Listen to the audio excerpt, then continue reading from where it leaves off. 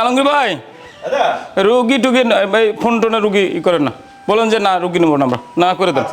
ওইগুলো আমার দ্বারা পারতেছি না, এভাবে আর রুগী সম্ভব না।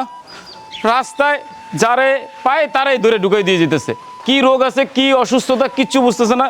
ঢাকা মেডিকেলের সামনে বিভিন্ন হসপিটাল মেডিকেলের সামনে দিয়ে রুগী আসতেছে, এভাবে কি সম্ভব বলেন?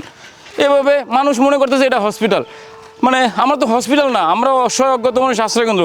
মানুষ যারে পাচ্ছে তারে দিয়ে যাচ্ছে, আমরা হিমশিম খাইতেছি। কোনো পরিস্থিতি ভালো নাই, আমাদের দিতে পারতেছি না ভালোভাবে খাবার, দিতে পারতেছি না ওষুধ। রাস্তা থেকে যাকে পাচ্ছে, মানে আমাদের প্রতিদিন এখন 7টা 8জন 10জন রুগী চলে আসতেছে এবং প্রতি মুহূর্তে আমাদের সেই রুগীদের নিয়ে হ্যারাসমেন্ট হইতেছে। প্রিয় শুভাকাঙ্ক্ষীগণ, আপনাদের বলতে চাই আমরা আপাতত আর রুগী উঠাইতে চাচ্ছি না, রুগী উঠানোর মতো আমাদের সামর্থ্য নেই, অবস্থা নাই। আমাদের কাছে যে পরিমাণে অসুস্থ মানুষ আছে, বাংলাদেশের ভালো কোনো হসপিটালেও এই পরিমাণে অসুস্থ রুগী নাই। আমাদের সীমাবদ্ধতার কারণে, আমাদের খাবারের সংকটের কারণে, আমাদের ওষুধের কারণে, আপনারা যারা মনে করেন যে এইখানে রুগী ঢুকাই দিলেই এইখানে একটা অসুস্থ মানুষ দিয়ে আসলে ভালো থাকবে, সেটা সম্ভব না। এই মানুষগুলোকে ভালো রাখার জন্য অনেক অর্থ খরচ করতে হয়, যে অর্থ সহযোগিতা দান আমাদের কাছে আসতেছে না। আমরা খুব খারাপ পরিস্থিতির মধ্যে চলতেছি, আমাদের অর্থনৈতিক সংকট খুব খারাপ পরিস্থিতির মধ্যে। তো সেই জায়গাটাতে বলতে চাই আমরা আপাতত আর কাউকে নেওয়ার মতো সামর্থ্য রাখতেছি না। আপনারা বুঝতেই চাচ্ছেন না, রাস্তায় অজ্ঞাত রুগী পড়ে থাকলে সবগুলি আসতেছে আমাদের কাছে, এভাবে তো সম্ভব না।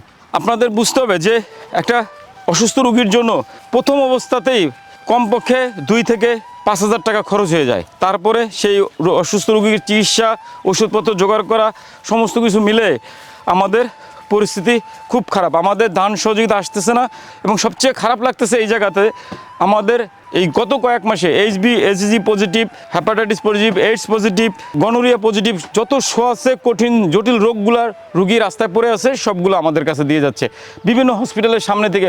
যারা হসপিটালে চিকিৎসা পায় না, সেই মানুষগুলোকে আমরা কীভাবে চিকিৎসা দেবো বলেন? আমরা তাদের পরিচর্যা করতে পারবো, সেক্ষেত্রে আমাদের অর্থের প্রয়োজন। আমাদের সত্যিকার অর্থে কোনো দান সহযোগিতা আসতেছে না। আমাদের প্রতিদিনই কোনো না কোনো বাবা মাকে হারাইতে হচ্ছে, মারা যাচ্ছে। বর্তমানে দেখেন আমাদের কবরস্থানটা পর্যন্ত ভরে গেছে, কবরস্থানে পর্যন্ত জায়গা নাই। এত পরিমাণে বৃদ্ধ বাবা মাদের আমাদের প্রতিদিন কবর দিতে হইতেছে।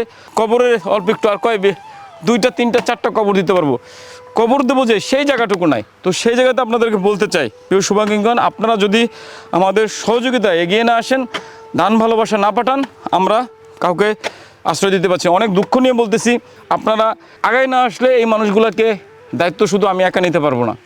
আপনাদের আগায় আসতে হবে, সরকারকে, দেশের সরকারকে আগায় আসতে হবে, প্রশাসনকে আগায় আসতে হবে, আমাদের দেশের প্রবাসী যে ভাই হৃদয়বান মানুষরা আছেন তারা আগায় আসতে হবে। রোজার ঈদের আগ পর্যন্ত আপনারা অন্তত আমাদের প্রবাসীরা খাবারের ব্যবস্থা করে দিচ্ছিলেন, সেই খাবারের জায়গাটাও যদি চলমান থাকতো তাইলেও আমাদের আজকে এই পরিস্থিতিতে এসে দাঁড়াইতে হতো না।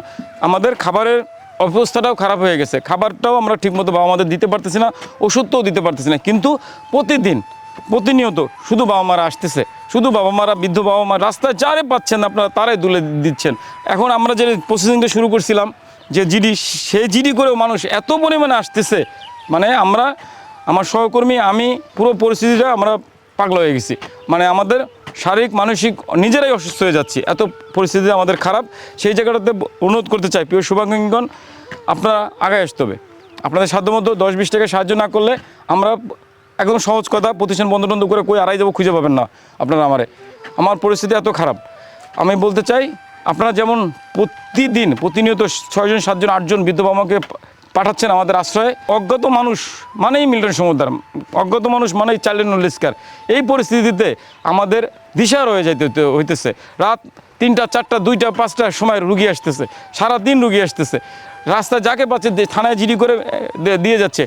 দেশের বিভিন্ন প্রশাসন যারা আছেন, আমরা যখন কোনো জেলা প্রশাসক ফোন দেয়, যখন কোনো টিওনো ম্যাডাম ফোন দেয়, যখন কোনো সমাজ কল্যাণের অফিসার ফোন দেয়, যখন কোনো পুলিশ ফোন দেয়, আমরা তাদেরকে না করতে পারি না। সকলের একটা কথা, ভাই আজকের এই একটা মানুষকে আশ্রয় দেন, শুধু এইটাই, শুধু একটা আপনার অনুরোধ রাখলে হবে না, আরও মানুষ, হাজারো লাখো মানুষ আমাদের অনুরোধ করে, সবার অনুরোধ রাখতে হয়। তো সবার অনুরোধ রাখা আমাদের পক্ষে সম্ভব না।